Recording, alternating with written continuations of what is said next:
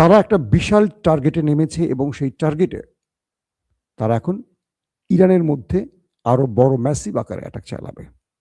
ইরানের Abbas Araghchi বলেছেন যে এই যুদ্ধটাকে একটা বৃহৎ যুদ্ধে ছড়িয়ে দিতে ওই দেশটি 9/11 মতো কিছু ঘটাতে পারে এবং আরবের মধ্যে ভয়ঙ্কর কোনো ফলস ফ্ল্যাগ অপারেশন করতে পারে।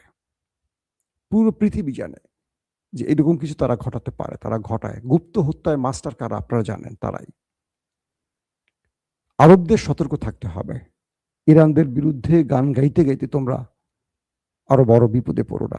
ইরান বলেছে যদি আমার রাষ্ট্রের ভেতরে আর গুরুত্বপূর্ণ স্থাপনায় আঘাত আসে, আমি গালফ কান্ট্রিকে কিচ্ছু রাখবো না।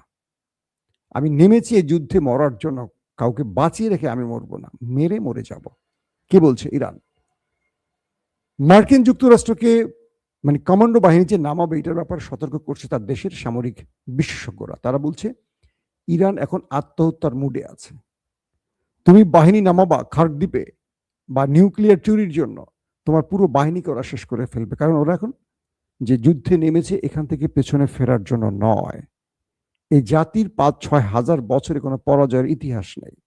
কেবল খেলাফতের সময় তারা পারস্যরা একবার পরাজিত হয়েছে।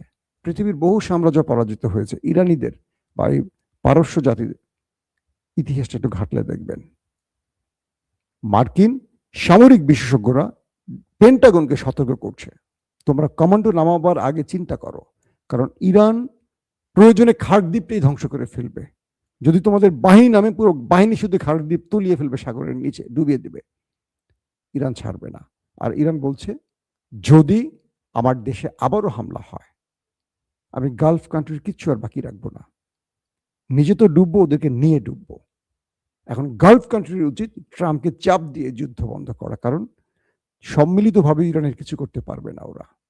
কারণ ইরান তো বেঁচে যাওয়ার জন্য লড়াই করছে না, ইরান এই যুদ্ধটা করছে শত্রুকে হয় মুছে ফেলবে, নিজে মুছলে তাকে নিয়ে মুছবে, একা না। ইরান একা শেষ হবে না, তাকে নিয়ে শেষ হবে।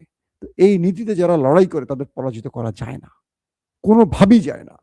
আমেরিকা 20 বছর আফগান থেকে বিজয় নিতে পারেনি, ইরান থেকে কি বিজয় নিবে কমান্ডো বাহিনী নামিয়ে? তারা ফেরত যেতে পারবে? যেখানে নামবে সেখানে মাইন পুঁতে রেখে দিয়েছে ইরান, শুধু উড়বে, আসবে আর উড়ে ছাতু হয়ে আকাশের দিকে চলে যাবে। এখন এই মুহূর্তে যে কোনোভাবে এই যুদ্ধটা বন্ধ করা খুব জরুরি। যদি এই যুদ্ধটা বন্ধ করতে না পারে, এটা অনেক বড় দিকে চলে যাবে। কারণ এরপর যদি ইরানের কোনো নিউক্লিয়ার সাইডই অ্যাটাক করে বসে ওই দেশটি, ইরান ডিমোনা উড়িয়ে ফেলবে, তাহলে মধ্যপ্রাচ্য, পুরো মধ্যপ্রাচ্য তেজস্ক্রিয়তা শেষ হয়ে যাবে। আর যেভাবে এগুচ্ছে, একজন একজনের গ্যাস ক্ষেত্রে, তেলের পয়েন্টে হামলা করছে, আগামী দিনে তেল গ্যাস থেকে পৃথিবী মুক্ত হয়ে যাবে। অর্থাৎ ইমাম মাহাদি আসার আগের যে সিমটমটি আমরা জানি, যে সে সময় পৃথিবীতে আর কোনো প্রযুক্তি থাকবে না। এই যে আপনারা আমার কথা শুনছেন, মোবাইল, ইন্টারনেট কিচ্ছু থাকবে না। মানুষ সেই আগের যুগে চলে যাবে, একদম আগের যুগে। সেই দিকটাই যাচ্ছে। দেখেন যেভাবে তেলের গ্যাস ফিল্ডে হামলা চলছে, তেল গ্যাস ছাড়া ইন্টারনেট ব্যবস্থা চলবে, মেশিনগুলো চলবে, কোনো সিস্টেম চলবে, টিভি চলবে, মোবাইল চলবে, বিদ্যুৎ ব্যবস্থা থাকবে, সব তো ভেঙে চুরমার হয়ে যাবে। তো এরা পৃথিবীকে ধ্বংস করে ফেলছে। এরা এদের নিজেদের স্বার্থে কামড়াকামড়ি করতে গিয়ে যুদ্ধে জয়ের জন্য তারা টার্গেট করছে কি এখন গ্যাস তেল ফিল্ডগুলোকে। এগুলো তারা তৈরি করছে না, আল্লাহ প্রদত্ত। এখন এগুলো ধ্বংস করে কেউ কোনো লাভ ঘরে তুলতে পারবে? আজকে মধ্যপ্রাচ্যের তেল কি মধ্যপ্রাচ্য ভোগ করছে? পুরো পৃথিবী পাচ্ছে। ইরানের তেল পাচ্ছে না, রাশিয়ার তেল পাচ্ছে না, আজারবাইজানের তেল পাচ্ছে না? পাচ্ছে তো। তাহলে আমেরিকার তেল ক্ষেত্র আছে কিনা? বাংলাদেশের আছে। তেল আমরা ওই দেশ থেকে এনে আমরা আমাদের মেশিনগুলো চালাই, আমাদের শ্রমিক চলে, আমাদের কল কারখানা, শিল্পনগরী চলে। তো যেদিকে যুদ্ধ যাচ্ছে এটা খুব বিপজ্জনক দিকে মোড় নিচ্ছে। ট্রাম্পকে এখনই বুঝতে হবে তিনি